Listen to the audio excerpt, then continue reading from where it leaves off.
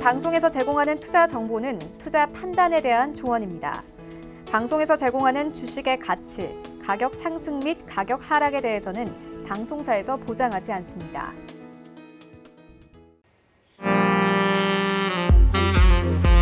안녕하세요. 배트맨 진행의 도지은입니다. 월요일장부터 주말 사이에 있었던 코로나19 이슈들 때문에 장이 좀 흔들리는 건 아닐까 여러분들 걱정하셨을 것 같은데요. 우리 시장 여전히 견조하다는 모습을 오늘 보여준 하루였습니다. 이대로 쭉 상승세를 이어갈 수 있을지 오늘도 시장에 대한 이야기와 종목에 대한 이야기 준비를 했으니까 끝까지 함께해 주시면 좋을 것 같습니다. 또한 방송에서 제공해 드릴 정보는 투자 판단에 대한 조언일 뿐 해당 주식의 가치나 수익률을 보장하고 있지는 않고요. 또 서울경제TV는 자본시장 통합법 준수하고 있습니다. 1:1 투자 상담과 유사수 신행위 등 모든 불법사항을 엄중하게 금지하고 있다는 말씀까지 전해드리면서 월요병을 이기는 방법 배트맨 힘차게 출발합니다.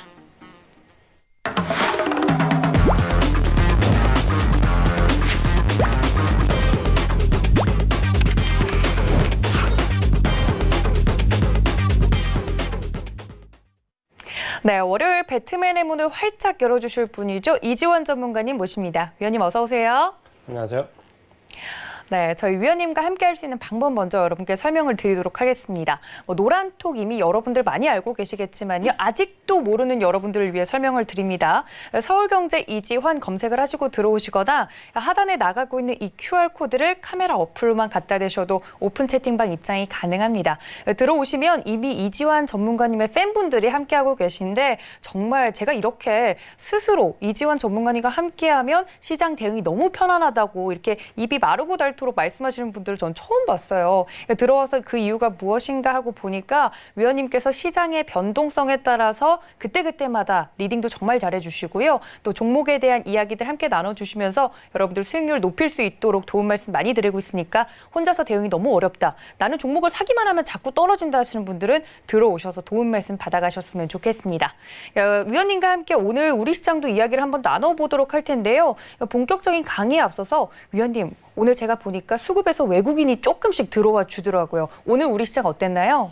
네, 외국인들이 주식과 선물, 옵션 전부 상방적으로 매수를 했습니다. 지난주 금요일부터 이런 움직임이 이어지는데 잠시 후 이제 시장 상황에 대해서 자세히 말씀을 좀 드리겠지만 어떻게 보면 지금 8월 조정은 필수 불가결한 부분이 좀 있었습니다. 그러니까 이 부분을 좀 이해하고 지금의 시장보다는 이후에 이제 대비를 어떻게 하는가라는 부분에 외국인들이 포커스를 맞추고 있습니다. 우리도 여기에 발을 맞춰서 지금 어떻게 주식 내 계좌의 포트를 유지하는가가 아마도 9월 이후 연말까지 장세에 아마 가장 큰 중요한 시점일 것 같습니다. 오늘 이 부분에 대해서 집중적으로 말씀을 좀 드리겠습니다.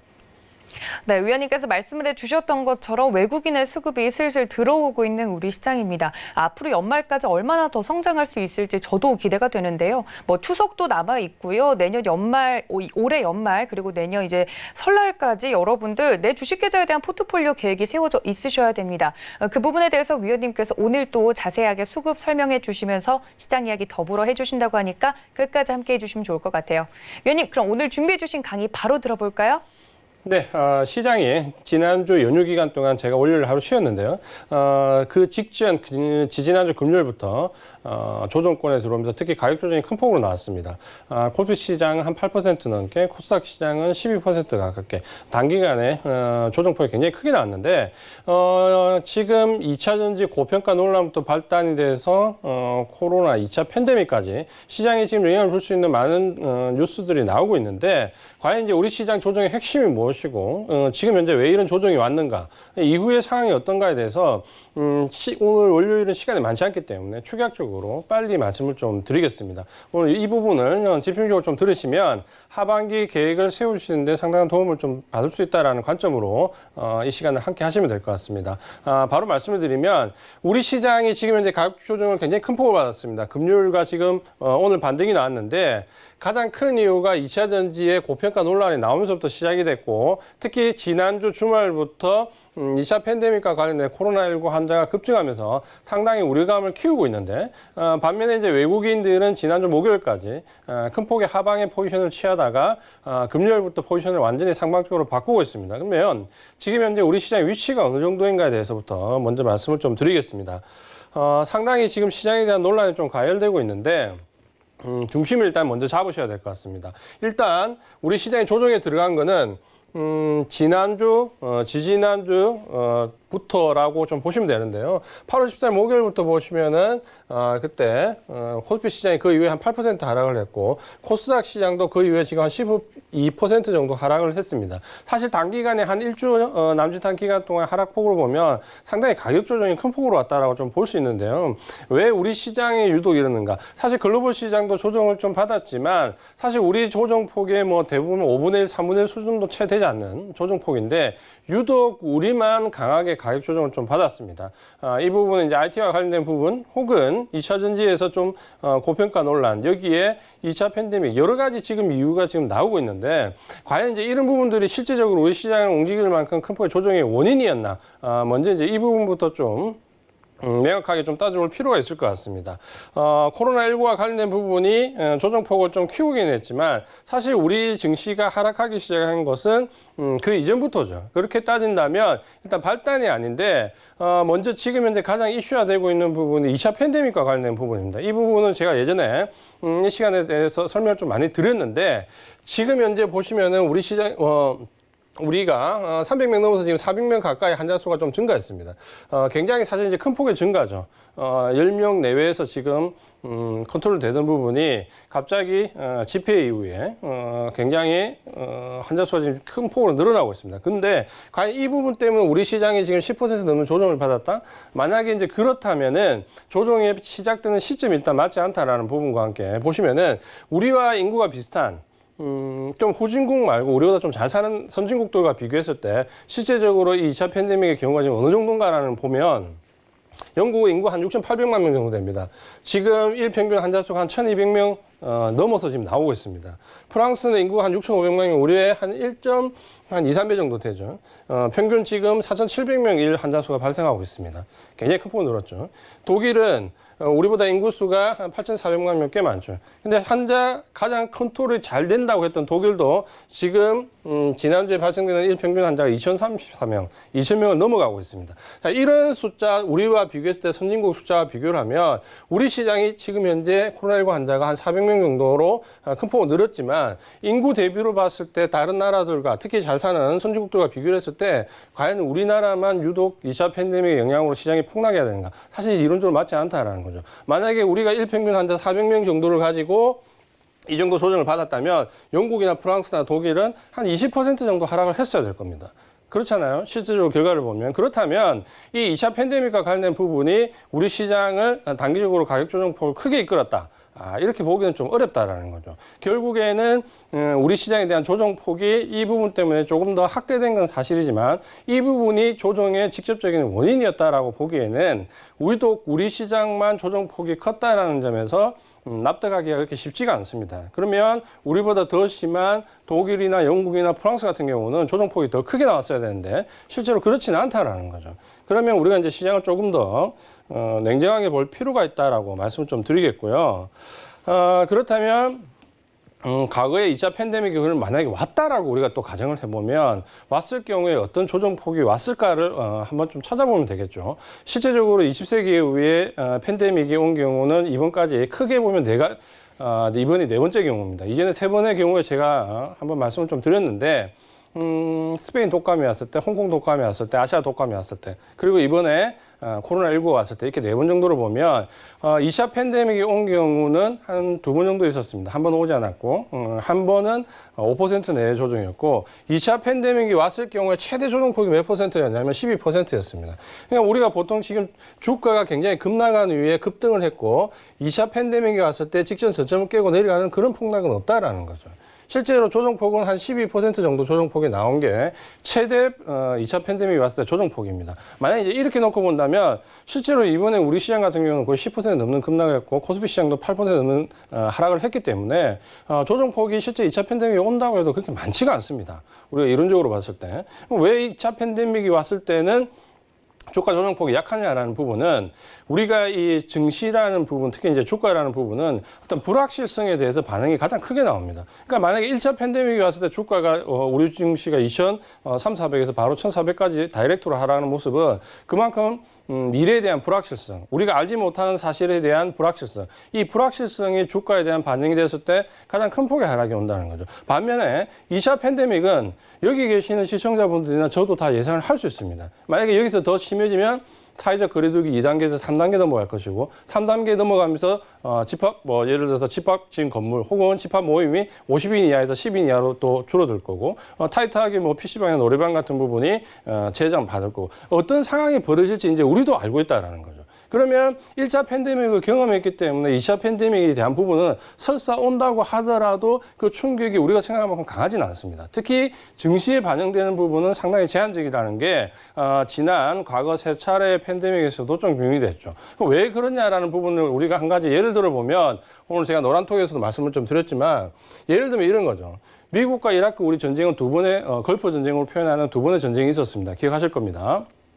부시 대통령 때 1차 걸프전이 나왔고 이후에 2차 걸프전이 나왔는데 1차 걸프전 미국 이라크 전쟁 때 대부분의 증시가 하한가에 갔습니다. 우리도 하한가에 갔었거든요. 근데 2차 이라크 전쟁이 발발했을 때 증시는 어떻게 됐습니까? 1차 전쟁 때 하한가가 갔는데 2차 전쟁이 개시하는 첫날 어떻게 됐나요? 상승했습니다. 그렇죠? 그럼 첫 번째 2차 전쟁 때는 하한가를 갔던 증시가 두 번째 전쟁이 발발할 당시에는 상승을 했습니다. 왜 그럴까요? 한 번의 경험이 바로 나온다면 증시에 들어오는 충격은 상당히 제한적이라는 걸 단적으로 보여주는 거죠. 마찬가지입니다. 2차 팬데믹이 온 이후에 2차 팬데믹이 왔을 때 최대 조정폭은 과거 세 차례의 팬데믹에서 12%가 역대 최대 조정폭입니다. 그렇게 본다면 우리가 우려하는 말은 물론 당연히 있죠. 이 팬데믹이 왔을 때 우리 사회적 경제적인 부분이나 혹은 우리가 사회적으로 활동하는 부분에서 상당히 제약이 들어오기 때문에 우리가 받는 데미지는 상당히 큰데 증시에 주는 충격은 생각보다 크지 않았다라는 부분은 우리가 좀 생각을 해볼 필요가 있습니다.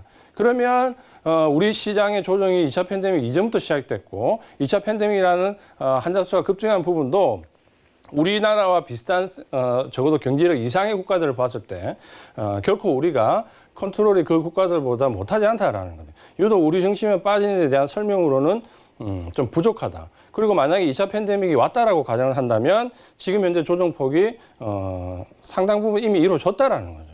그런 폭을 좀 보신다면 이번 우리 증시 하락을 이걸로 설명하기는 상당히 좀 어렵다. 이렇게 좀 먼저 말씀을 좀 드리겠고요. 두 번째 이제 논란이 뭐냐면 우리 시장이 직접적으로 지지난주 연휴 직전에 하락에 들어갈 때 가장 결정타가 뭐였냐면 바로 모건 스탠리의 2차전지 고평가 논란입니다. 이 리포트가 나오면서 2차전지 관련된 종목들이 폭락을 했고 그때부터 조정이 시작됐던 거죠. 2차 팬데믹이라는 말이 나오기 전이었죠.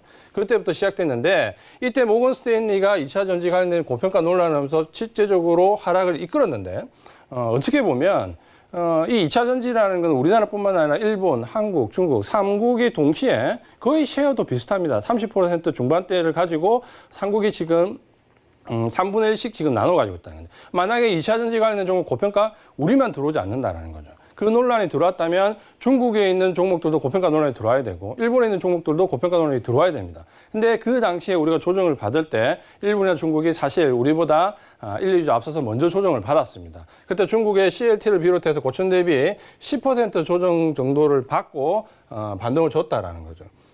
그렇게 봐야 되는데 그렇다면 우리가 지금 2차전지 관련된 부분에서 이 모건 스탠리의 레포트가 나온 이후에 조정폭을 보시면 LG화학이나 삼성 SDI 이미 고점 대비 10% 조정을 다 받았습니다. 그렇게 본다면 지금 현재 중국에 있는 일본에 있는 종목들이 대부분 10% 내외 조정을 받고 반등을 이미 이제 상승적으로 전환을 했는데 우리 종목들만 2차전지가 내려간다 말이 안 된다는 거죠. 왜냐하면 지금 현재 2차전지 쉐어가 삼국이 비슷하게 가다가 LG화학을 필두로 해서 지금 삼성 SDI가 공장에서 유럽 공장에서 수율이 급격히 올라오면서 우리 시장의 점유율이 지금 급격히 올라갑니다. 그래서 지금 2분기 넘어가면서 LG화학이 처음으로 2차전지 배터리 부분에서 중국의 CLT를 누르고 매출액 1위로 올라섰죠. 그만큼 우리 시장들, 우리 기업들이 2차 배터리와 관련된 부분에서 약진하고 있는데 우리 종목들만 더 내려간다. 이것도 좀 이해하기 어렵다는 거죠. 글로벌 관계에서. 그렇게 본다면 이 부분이 일시적으로 고점 논란에 대한 부분에 대해서 한 10% 정도의 조정을 줄 수는 있지만 전체적으로 시장을 하락 반전으로 이끈다? 그렇게 보기는 어렵다라는 거죠. 그렇게 본다면 2차 팬데믹과 관련된 부분 혹은 2차 전지 고점 논란과 관련된 부분이 전체적으로 우리 시장을 하락 전환시키는 부분이냐? 퀘스천 마크가 붙을 수밖에 없다라는 부분이죠. 그러면 실제적으로 지금 현재 계속해서 나오는 언론에서 뉴스와 비교했을 때 주가의 흐름은 상당히 다르다라는 거죠. 그러니까 이 부분을 우리가 어떻게 보면 좀 냉정하게 파악을 좀 해야 됩니다. 과연 지금 현재 우리 시장의 이 부분이 우려할 만큼 조정폭을 키울 수 있는 상황이 아니냐. 이 부분을 좀 보셔야 됩니다. 여기에 이제 한 가지 2차 전지 종목들이 지금 주목하는 부분이 테슬라 배터리 대인데 테슬라가 지금 9월 달에 직접적으로 배터리 공장을 오픈합니다. 코일이 없는 방식이기 때문에 획기적이다라는 말이 나오는데 사실 그 부분은 뚜껑을 열어봐야 됩니다. 왜 그러냐면 테슬라가 지금까지 IPO를 하거나 어떤 발표를 했을 때 어떻습니까? 이런 말 하기는 좀 그렇지만 상당히 기대와 다르게 결과 발표를 많이 했습니다. 그래서 외국의 사파들을 보면 양치기 소년 그림이 굉장히 많이 나오잖아요. 그런 것처럼 테슬라가 과연 자기 전체 자체 물량을 조달할 만큼 배터리 수요를 높여서 나오느냐라는 부분은 상당히 의문이 있다는 거죠. 그 단적인 예가 뭐냐면 역시 테슬라의 배터리를 납품한 일반 파나소닉 같은 경우는 지난주부터 공장 신축에 들어갔습니다. 만약에 테슬라가 자체 공장 배터리가 수율이 오른 상태에서 물량을 커버할 수 있다면 파나소닉이 과연 신축 공장 돌입을 하겠냐라는 거죠. 그렇지 않다라는 거죠. 그런 부분들을 본다면 상당히 우려감이 오히려 더 지나쳤다. 이렇게 우리가 좀 냉정하게 평가를 할 필요가 있다라고 말씀을 드리겠습니다. 그렇다면 과연 우리 증시는 왜 조정의 폭이 이렇게 컸느냐라는 부분을 한번 좀 생각해 봐야 된다는 거죠. 왜 우리만 유독 글로벌 증시에서 이렇게 혹독하게 조정을 받았느냐. 사실 다른 증시도 조정을 받았지만 가격 조정 폭이 우리만큼 이렇게 크게 나오지 않았다는 거예요. 거의 우리 수준의 한 5분의 1? 많이 내려와도 3분의 1 수준. 대만 증시가 지난주 3% 한번 급락하면서 조금 내려왔는데 사실 대만은 대부분의 종목들이 거의 2배 이상 올랐습니다. 주도 종목들은. 거기에 비한다면은 사실 조정폭이 우리만 유독 컸다라는 거죠. 어떻게 보면 우리 증시가 좀 억울한 부분인데 왜냐하면 사실 우리 증시는 그동안 코로나19 급락 전에도 오른 게 별로 없습니다. 글로벌 증시에서. 대부분의 증시가 금융위기 이후에 상당폭 올랐는데 불구하고 우리는 계속 제자리 걸음했거든요. 제자리 걸음했는데 코로나19 급락 때 내려갈 때는 같이 내려가고 올라갈 때는 제자리 걸음이고 상당히 억울한 면이 있다는 거죠. 근데 이 증시라는 건 항상 공평하거든요. 뭔가 억울한 상황이면 억울함이 해소되는 시기가 옵니다. 어쩌면 지금 하반기부터 우리 증시는 그 부분이 해소될 수 있다는 거예요. 역으로 한번 생각해 볼 필요가 있습니다. 뭐냐면 우리 증시가 왜 이렇게 그럼 조정을 겪었냐. 한번 객관적으로 한번 생각해 보자는 거죠. 첫 번째는 지난주에 딱 연휴 직전 전날부터 급락을 했죠. 그날부터 급락했는데 그때 연휴를 앞둔 경계 심리가 분명히 있었습니다. 그리고 다시 주말에 들어가는데 그 주말 때 코로나19 환자들이 급격히 늘어났죠. 그러면서 여기에 플러스 2차 팬데믹 공포감이 증시에 조금 반영이 됐죠. 그러면 이제 하방 압력을 좀 봤는데 그 주에 위클리 옵션 만기에 외국인 풋 옵션이 평소 대비 10배 늘었습니다. 굉장히 큰 폭을 넣은 거죠. 평소 대비 10배 늘었으니까. 그러니까 외국인들은 조정을 원하고 있는데 팬데믹이라는 부분이 붙어주니까 그 주에 지난주 목요일이죠. 풋옵션을 200억 이상 매수로 강하게 하면서 선물로 굉장히 큰 폭으로 밀어버렸죠. 그러면 외국인들은 지난주에 선물 옵션에서 상당히 큰 수익을 냈습니다. 하방으로 가면서. 그러면 외국인들은 뭡니까? 사실 우리 증시에서 좀 이런 조정이 한 번쯤은 와야 되는데 그 시기를 대부분 언제 보고 있었냐면 9월 달에 얘기를 많이 했거든요. 9월 위기설. 공매도가 가냐면 9월 위기설, 10월 위기설 이렇게 제기를 했는데 실제로 조정은 그보다 먼저 들어왔다는 거죠. 8월 달에. 그럼 왜 8월 달에 연휴를 앞두고 그렇게 갑작스럽게 조정이 들어왔느냐 부분을 보시면 지금 아시아 증시에서 일단은 거의 지금 코로나19 급락의 아시아 중심은 대만이었습니다. 외국인 자금 유입 규모가 가장 큰 부분도 대만이었고 대만의 TSMC가 삼성전자 시총을 넘어가면서 올해 7월 이후만 해도 한 30-40% 급등했던 이유는 결국에는 대만 정치 쪽으로 외국인들 매수세가 강력히 다 몰렸는데 이 대만으로 유입된 자금들이 7월 달 중순 이후부터 급격히 빠져나옵니다. 대만에서. 그래서 대만에서는 지금 외국인 자금들이 크게 이탈되고 있습니다.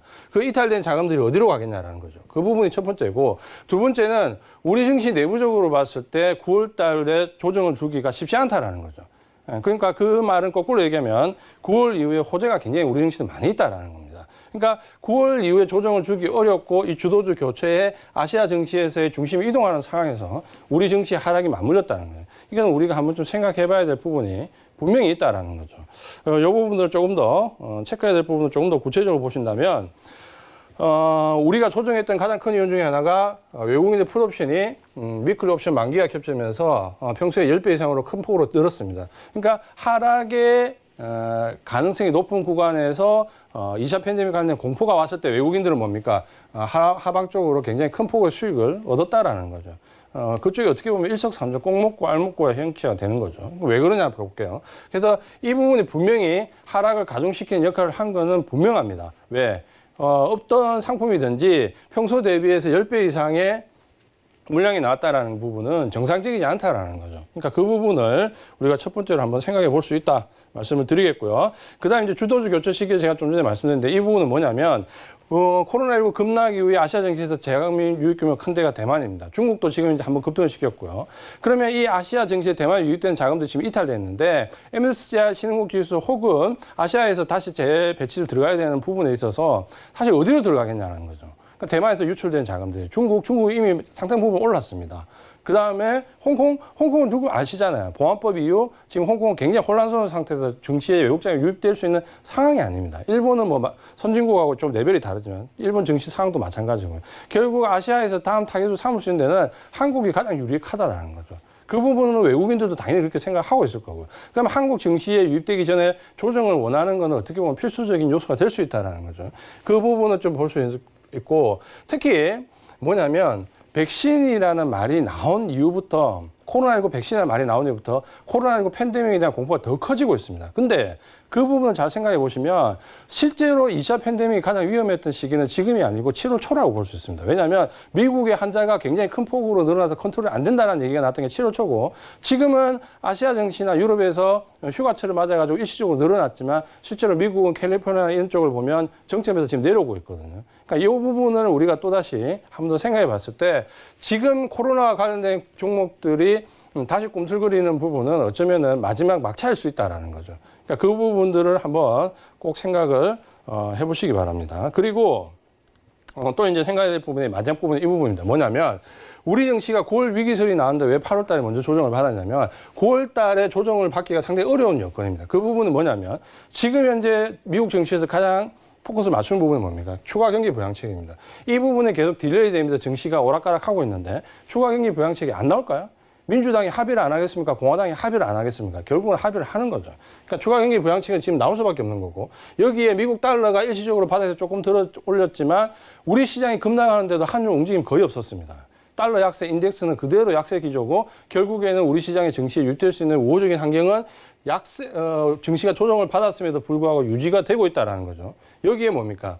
지금 이번 주에 실무회담을 하는데 9월 15일 전후로 미중 고위급 회담을 하는데 여기서 결과도 크게 나쁘게 나올 게 없다는 거죠. 더 호재가 되면 짝지가 될 부분은 없다. 왜? 지금 현재 미국이 계속해서 어떤 정치적인 부분으로 중국을 걸고 넘어지만 중국은 어떻게 보면 지금 미국 농산물을 굉장히 착실하게 사 들어가고 있습니다. 요구했던 것보다 더 많이 사주고 있습니다. 그 말은 미국이 이 부분을 가지고 하웨이나 제2, 3의 꼬투리를 만들 수는 있어도 주된 부분에서 중국을 가지고 걸고 넘어지기 힘들다는 거예요. 왜? 중국이 미국 농산물을 약속된 만큼 계속해서 사 들어가고 있기 때문에 이 부분은 반드시 호재가 될 부분이 크지 악재가 되기는 어렵다라는 거죠. 여기에 지금 우리 시장은 결정적으로 이게 나오고 있죠. 언제부터? 지난주, 지지난주, 2주 전부터 뭐냐면 공매도가 한 차례 더 연기될 가능성이 높다는 거죠. 그러면 공매도가 연기된다라는 말은 뭡니까?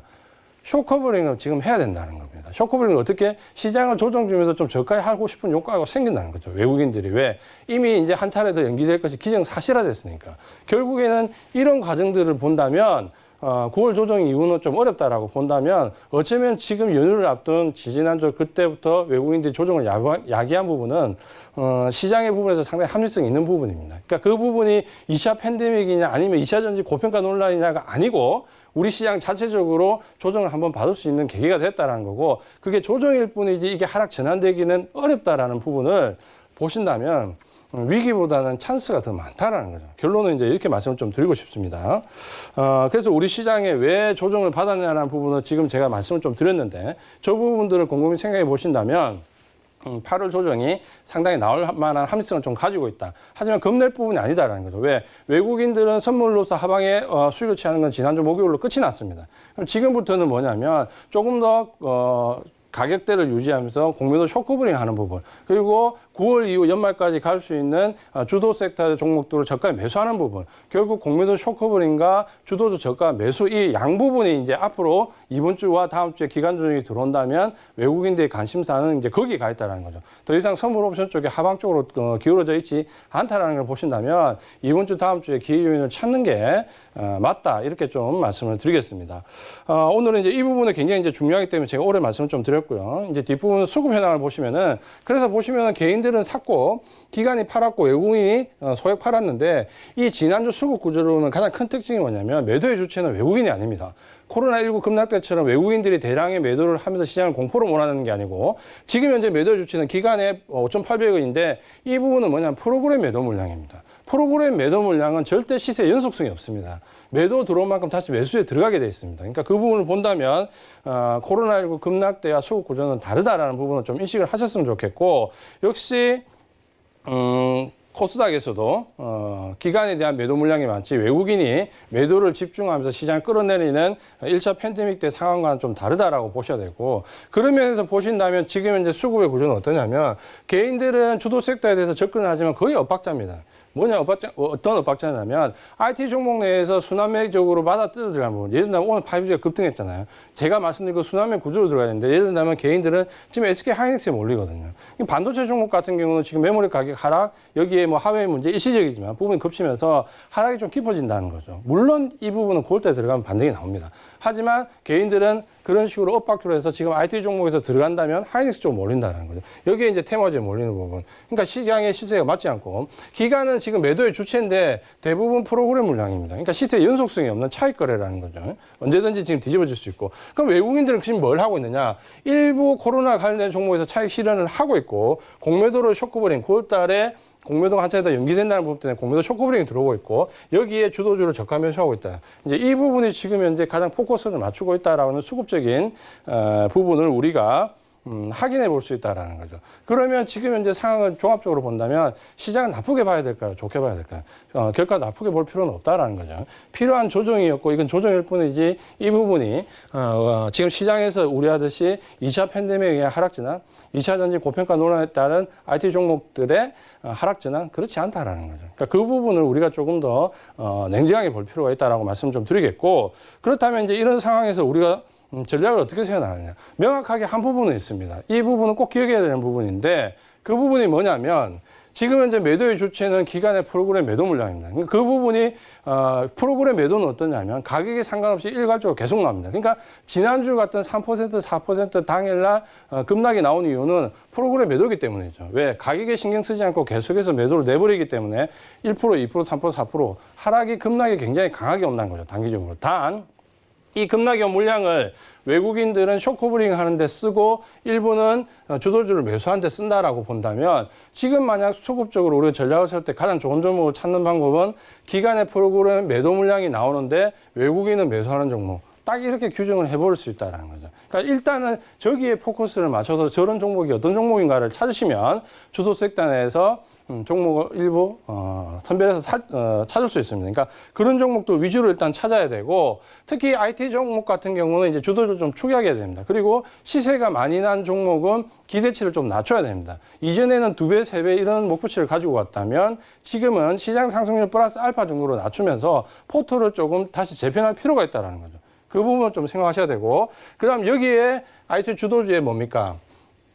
9월 이후 이제 외국인들이 저가 매수한 종목들을 같이 따라 들어가야 됩니다. 그러니까 지금 당장 급락한 거에 대한 급반등을 노리는 게 아니고 9월 이후에 어디서 시세가 날 수 있냐라는 중장기적인 관점에서 포트를 짤 필요가 있다는 거죠. 그 부분 특히 뭐냐면 코로나19와 관련된 종목 언택트를 비롯해서 이쪽에서 외국인들은 계속해서 고점 차익 실현입니다. 물론 좀 떨어지면 밑에서 받치긴 하죠. 왜? 고점 차익을 위해서 밑에서 지진을 시키는데 계속해서 고점 차익 실현 매물이고, 잘 드러나지 않는 경기 민감주 쪽으로는 계속해서 보이지 않는 저가 매수 이어간다는 거죠. 근데 그 부분이 눈에 드러나는 건 언제다? 그것도 우리가 눈으로 확인할 때는 9월 중순 이후가 됩니다. 그렇기 때문에 지금부터 그 부분들을 쫓아 들어가지 않으면 이미 9월 달에는 급등한 이후에 이제 또다시 부담스러워서 못 쫓아간다는 거죠. 자, 지금 제가 시간이 짧기 때문에 쉴 새 없이 말씀을 드렸는데 이 부분 좀 헷갈리시면 재방송 좀 보시면서요. 시장의 중심을 꼭 확인하고 우려감보다는 기회 요인을 꼭 찾는 방법을 좀 나갔으면 좋겠다. 이렇게 말씀을 드리겠습니다.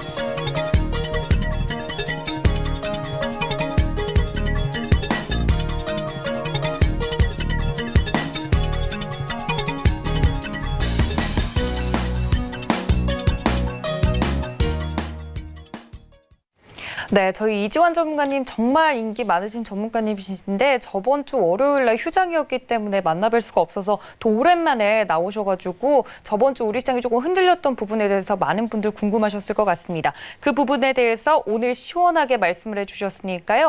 좀 시장에 대해서 불확실성이 너무 크다 아니면 흔들리는 폭이 너무 커서 이번 주 저번 주 너무 힘들었다 하시는 분들은요. 저희 위원님 강의가 도움이 되셨으리라 생각이 듭니다. 이런 이야기들 어디서 더 받아볼 수 있는지 여러분들 모두 알고 계시죠? 노란톡 활짝 열려 있습니다. 서울경제 이지환 검색을 하시고 들어오시거나 하단에 나가고 있는 이 QR코드 카메라 어플로만 갖다 대셔도 입장이 가능합니다. 들어오셔서요. 위원님께서 이렇게 시장에 대해서 짚어주시는 부분들 모두 챙겨가 주셨으면 좋겠습니다. 자, 이렇게 위원님과 함께 강의까지 들어봤으면요. 저희는 오늘 시장 이야기로 다시 돌아올게요. 잠시만요.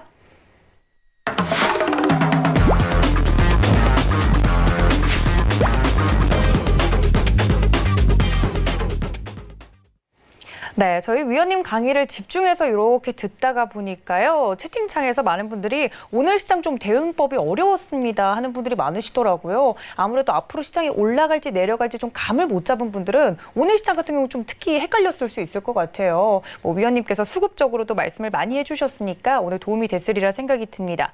근데 오늘 움직였던 업종 중에서 바이오시밀러 관련해서 움직인 종목들이 많았거든요. 오늘 꼽아주신 업종과 종목도 그쪽이라고요? 네, 제가 이제 그동안 IT 종목 워낙 말씀 많이 드려가지고요. 그러니까요.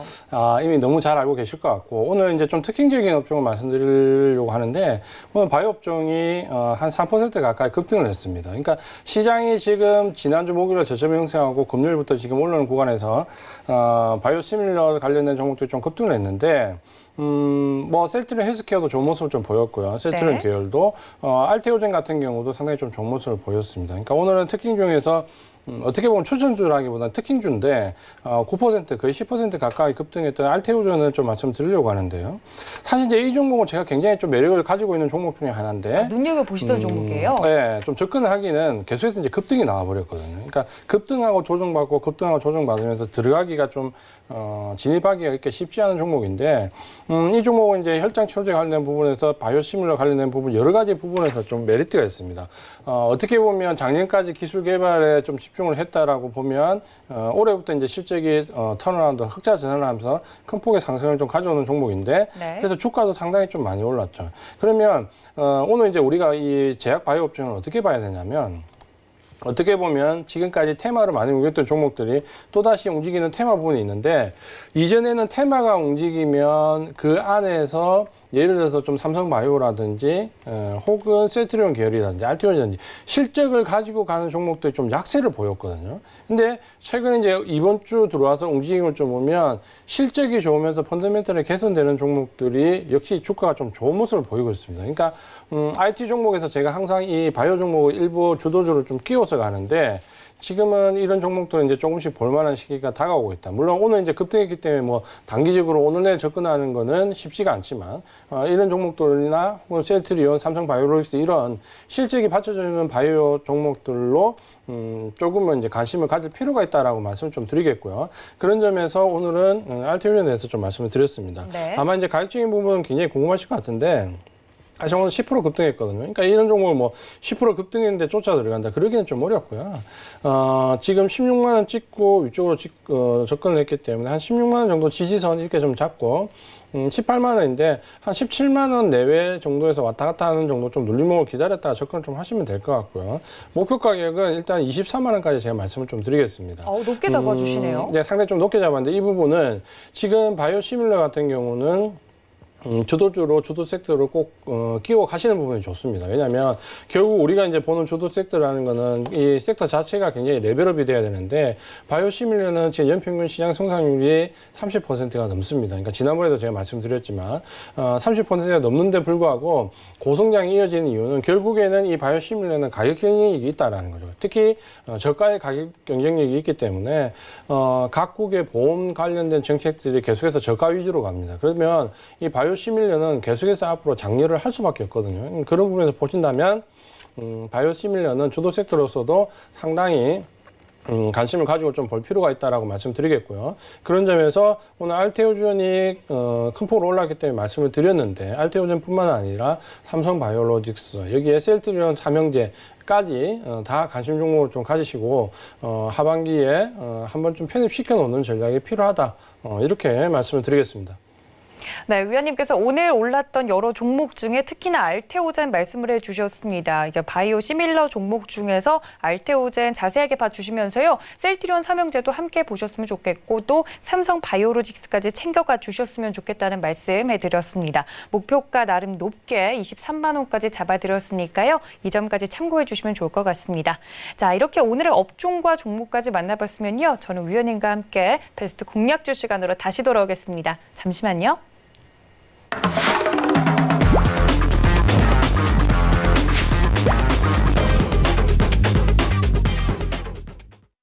네, 저희 이주환 전문가님과 함께하고 있습니다. 베스트 공략주 많은 분들이 궁금해하실 시간인데 위원님께 베스트 공략주 여쭤보기 전에 물론 지금까지 위원님께서 나 하면 떠오르는 종목들이 있지 않냐 말씀을 해주셨잖아요. 뭐 서진 시스템이라든지 첨보라든지 갖고 계셨던 분들 정말 지금 수익 많이 나시고 지금은 수익 청산을 좀 했나요, 위원님? 그러면 그런 종목들은? 일부 대부분 이제 수익 청산 다 했고요. 네. 그러니까 이제 이렇게 좀 보셔야 됩니다. 그러니까 5G에서 제가 서진 시스템을 말씀드렸고 2차전지에서 첨보를 말씀드렸거든요. 그리고 비메모리 관련된 데서 가장 앞서갔다 하나마이크론을 말씀드렸는데 그렇죠, 하나마이크론. 세 종목 다 급등을 했고 어떻게 보면 거의 100% 가까운 수익이 났기 때문에 다 청산을 했죠. 근데 그 섹터를 포기했냐? 그렇지 않다는 거죠. 그러니까 예를 들어서 서진 시스템을 청산하면서 그걸 대체할 만한 우량한 종목을 또 매수를 하고 첨부를 청산을 하면서 그걸 대체할 만한 2차전지 관련 종목을 또 매수를 하는 거죠.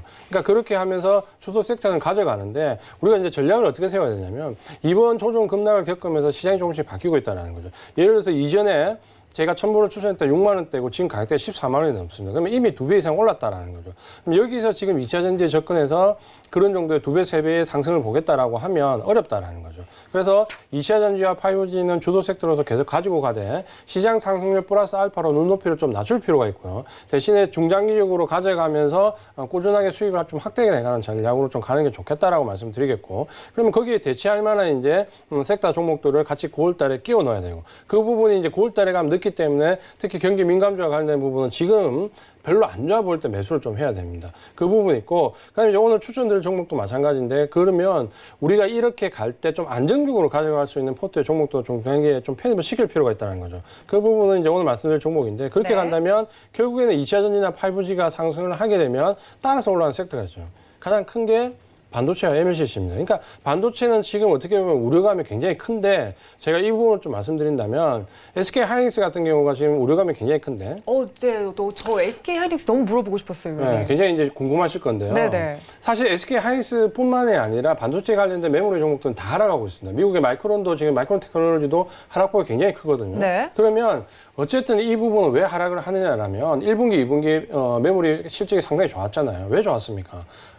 비메모리와 관련된 부분들은 당연히 좋았지만 메모리와 관련된 부분은 서버용 수요가 굉장히 늘어났고 또 한 가지는 중국 업체들의 PC용 메모리에 대해서 재고를 어떻게 보면 굉장히 다 쓸어가 버렸다는 거죠. 왜냐하면 그 당시에 코로나19로 해서 공장이 셧다운 될 수 있다는 공포감이 들었기 때문에 중국의 업체들이 어떻게 보면 반도체 메모리 쪽으로 재고를 거의 다 미리 확보한 차원에서 쓸어갔습니다. 그러면 1, 2분기에 재고를 많이 확보했기 때문에 3분기에 발주가 나올까요? 당연히 안 나옵니다. 그러니까 3분기에 발주가 안 나오니까 메모리 가격이 하락하는 건 당연한 부분이고요. 그러니까 지금 현재 한 5% 정도 하락했는데 앞으로 한 30%까지 하락할 수 있다는 부분이 나오는데 사실 그 부분은 제가 볼 때 좀 과하다고 봅니다. 그러니까 그 정도까지 하락할 정도로 수요가 없지 않거든요. 왜냐하면 네. 2차 전지나 5G나 전장 부품 쪽으로 수요가 계속해서 앞으로 대기가 있기 때문에 아마도 메모리와 관련된 부분은 8월 달에 저점을 찍으면 9월부터 제가 봤을 때는 저점을 잡고 좀 상승할 가능성이 있고 두 번째는 하이닉스 같은 경우는 지금 굉장히 첨예한데 좀 냉정해 볼 필요가 있습니다. 뭐냐면 뉴스가 지금 조금 잘못 나오는 부분이 있어요. 뭐냐면 네. SK 하이닉스는 전체 반도체 생산 물량의 40%가 중국에서 생산됩니다. 40% 이상이 중국에서 생산되는데 문제는 하위에 공급되는 양은 10%밖에 안 됩니다. 근데 지금 생산이 40%고 하위에 공급이 10%인데 마치 이 생산 40%가 하위에 다 공급되는 것처럼 지금 약간 호도되는 부분이 있거든요. 절대 그렇지 않고 전체 물량이 10%밖에 되지 않고 이 부분도 하위가 막히면 다른 데서 대체 수요가 나올 거라고 예상이 됩니다. 그러니까 그 부분은 생각하는 만큼 우리가 크지 않다라고 인식을 좀 하시면 될 것 같고요. 그래서 하이닉스를 보유 중인 분, 특히 메모리 반도체 관련된 부분 종목을 보유 중이신 분들은 만약 지금까지 보유를 하고 있다면 여기서는 팔 필요가 없다. 계속 보유를 하시고 9월달 지금 여기서부터 저점을 확인하고 반등을 주면 연말 정도 가면 충분히 수익권으로 나올 수 있다는 부분을 말씀 좀 드리겠습니다. 알겠습니다. 제가 특히나 여쭤보고 싶었던 부분인데 반도체에 대해서 위원님께서 굉장히 장기적으로 좋게 보시는 부분들이 있었는데 특히나 대형주 시총 2위 종목인 SK하이닉스가 최근 시가총액의 2위 자리를 위협받는 일도 있었습니다. 그래서 갖고 계신 분들 굉장히 걱정이 크셔서 저도 한번 여쭤볼까 했었는데 다행히 위원님께서 연말 정도에는 수익권으로 돌아올 수 있다 말씀을 드렸네요. 몇 층까지 볼 수 있을까요, 위원님? 지금 만약에 가지고 계신 분들 좀 보신다면요. 네. 희망을 좀 드리자면. 하이닉스 제가 희망을 좀 드리고 싶으면 아마 지금 현재 손실 보신 부분들은 충분히 플러스로 좀 돌릴 수 있다라고 말씀 좀 드리겠고요. 기술적으로 좀 보신다면 대부분 매수하신 가격이 85,600원, 요때가 제일 맞아요. 매수가 많으세요. 네. 왜냐하면 그때 하이닉스가 개인 신용융자액이 가장 늘어났던 시기거든요. 그러면 지금 현재는 개인 신용융자 물량액이 10위 이내에 들어간 종목이 돼버렸기 때문에 지금 이렇게 하락을 겪었고 아마 한 연말 정도 가면은 주가는 9만 원 이상대까지 회복이 될 걸로 보입니다. 그러니까 여기까지 보유하고 계신 분들은 절대 투매에 동참하지 말고 9월 바닥론으로 해서 연말까지 들고 가보자. 이렇게 말씀을 드리겠습니다. 알겠습니다. SK하이닉스 갖고 계신 분들 걱정 안 하셔도 될 것 같네요. 자, 그렇다면 오늘의 베스트 공략주가 더욱더 궁금해집니다. 위원님께서 오늘 준비해 주신 종목이 뭘까요, 그럼 위원님? 네, 오늘은 좀 시장과 무관하게 조금 여유를 가지고 볼 수 있는 종목을 말씀드리려고 하는데요. 네. 삼성전기입니다. 삼성전기가 지금 14만 8천 원, 거의 직전 고점 15만 원 가까이 갔다가 다시 지금 12만 원 초반대까지 밀려 내려왔는데 삼성전기는 여러 가지 포인트가 있지만 5G와 2차 전지가 가면 이 종목은 그냥 그 종목들 따라서 올라가는 수요가 있는 종목입니다. 그러니까 제일 큰 부분이 MLCC와 관련된 부분인데 이 MLCC와 관련된 부분은 2차 전지에서 전장 부품, 그리고 5G와 관련된 수요가 적게는 한 8배에서 많게는 한 14배까지 확대될 걸로 기대가 됩니다. 그러니까 주가 흐름이 굉장히 좋을 수밖에 없다라는 거죠.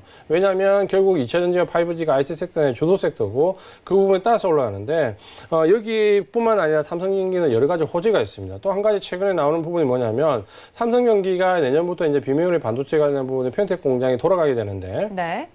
이 비메모리 반도체와 관련된 PCB 수요도 있습니다. 그러니까 PCB 관련된 부분도 비메모리 관련된 부분은 새로 공장이 증설되거나 라인이 증설돼야 되는데 그 이후에 이제 수요가 확대될 걸로 기대가 되는데 결국 삼성전자의 비메모리 반도체 관련된 PCB 수요는 대부분 삼성전기가 공급을 하게 됩니다. 그렇게 된다면 삼성전기는 어떻게 보면 호재가 지금 계속해서 이어질 수 있는 종목입니다. 그러니까 단기간에 IT 종목이 조정을 받을 때 수급적인 부분 때문에 좀 밀려 내려오면 이런 종목은 좀 장기적인 관점으로 편입을 시켜두면 지금은 제가 볼 때 9월부터 한 12월까지는 MLCC와 관련된 부분이 충분히 주가를 견인할 수 있고요. 만약 이제 내년으로 넘어가게 되면 내년 초반에는 반드시 삼성전자와 관련되어 있는 비메모리 반도체 관련된 이슈가 나오게 됩니다. 그럴 때 PCB와 관련된 부분에서 또 이슈가 이어갈 수 있거든요. 그렇게 본다면 삼성전기는 주가가 폭발적으로 성장하지는 않겠지만 꾸준하게 우성장하면서 내년 한 중반까지 끌고 갈 수 있는 호재가 계속해서 모멘텀이 살아있다. 이런 관점으로 좀 보시면 되겠습니다. 기술적인 부분이 아마 제일 궁금하실 것 같은데요. 그렇죠. 사실 지금 12만 원 초반대까지 밀려내렸는데 여기서는 제가 봤을 때 그냥 상위 뭐 하위 몇 프로 이거 상관없이 그냥 사셔도 됩니다.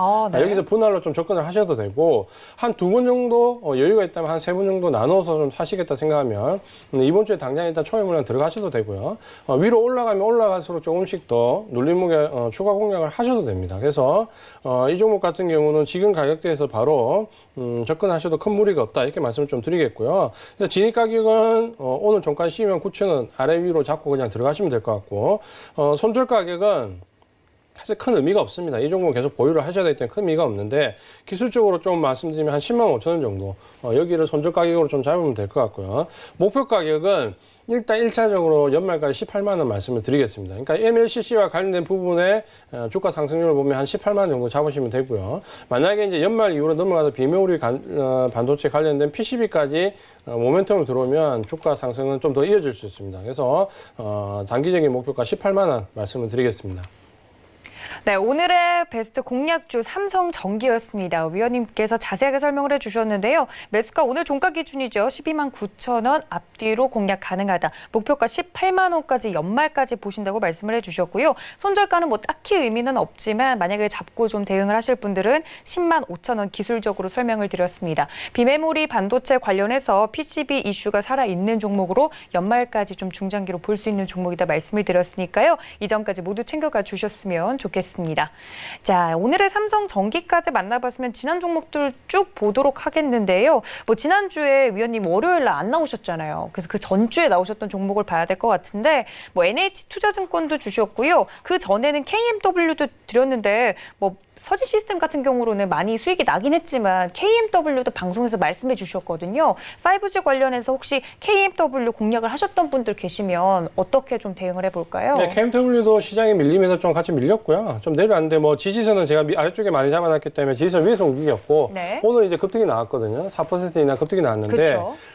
제가 그 조정권에서 계속해서 말씀드린 부분이 뭐냐면 지금 IT 순환매를 봤을 때 항상 조정 끝자리에 가장 먼저 오르는 건 5G라고 말씀드렸습니다. 왜냐하면 5G가 지금 현재 당장 실적이 가장 많이 늘 수 있는 종목이거든요. 왜?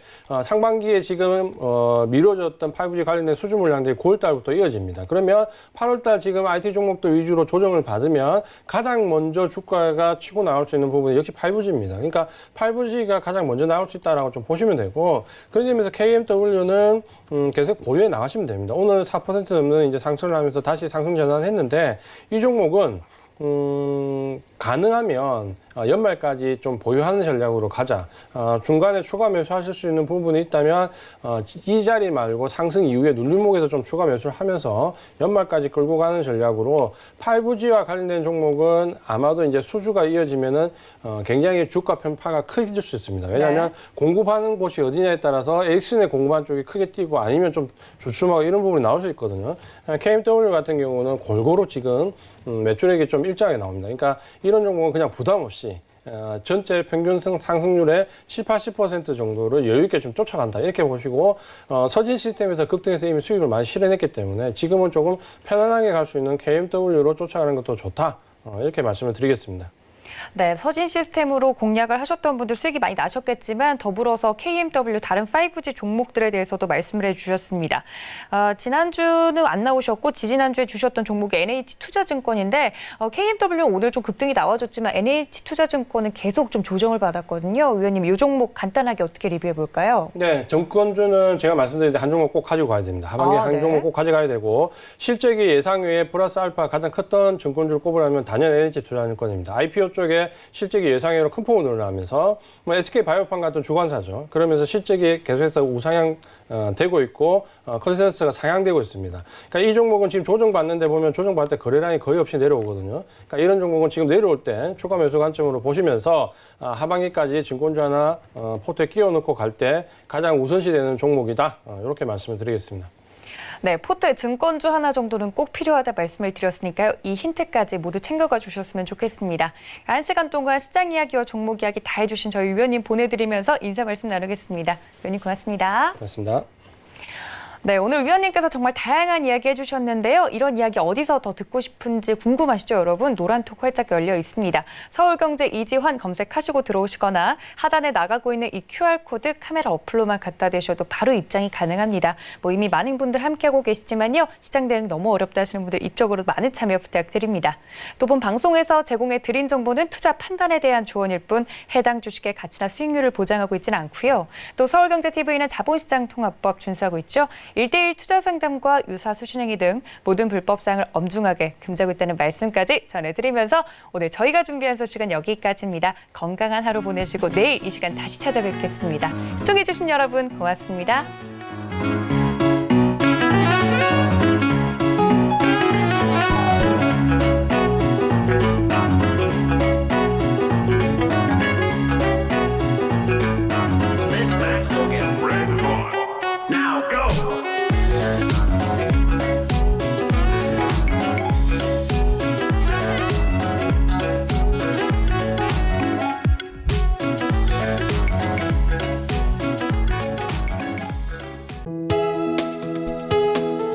본 방송에서 제공하는 투자 정보는 투자 판단에 대한 조언입니다.